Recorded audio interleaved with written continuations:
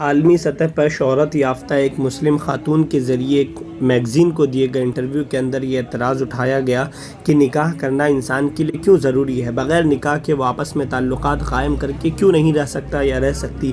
तो इस तरह के जहन रखने वाले तमाम लोगों को हम ये कहना चाहते हैं कि निकाह इसलिए ज़रूरी है क्योंकि ये तमाम अम्बिया की सुन्नत रही है। निकाह इसलिए ज़रूरी है क्योंकि ये अल्लाह के नबी सल्लल्लाहु अलैहि वसल्लम की सुन्नत रही है।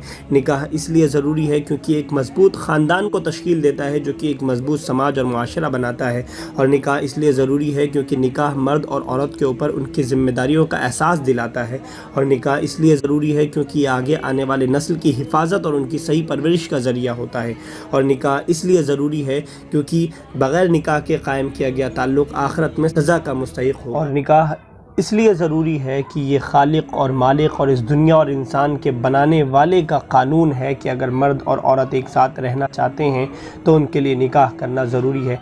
इसके बरख़िलाफ़ लिविंग रिलेशनशिप का सबसे बड़ा नुकसान है ये है कि ये रब के ख़िलाफ़, खालिक के ख़िलाफ़ बगावत है, ये क़ानून फ़ितरत के ख़िलाफ़ है, ये तमाम बड़े मज़ाहिब के ख़िलाफ़ है, ये हमारे ट्रेडिशन के ख़िलाफ़ है। और इसकी वजह से बच्चों पे पड़ने वाले असरात बहुत ज़्यादा ख़तरनाक होते हैं और इसकी वजह से आपसी ताल्लुक़ात के अंदर वो सुकून और इत्मीनान हासिल नहीं होता। और इसके अलावा जो ख़ानदानों का मिलाप इसके अंदर नहीं हो सकता। और इसके अलावा इसका एक नुकसान ये भी है कि इसकी वजह से मर्द और औरत अपनी ज़िम्मेदारियों की नहीं समझते हैं और इसकी वजह से मर्द और औरत जब चाहें एक दूसरे से अलग हो सकते हैं, जैसे किराए के घर को छोड़ दिया जाता है। लिहाजा ये वो सारी ख़राबियाँ हैं जिसकी वजह से लिविंग रिलेशनशिप के बजाय निकाह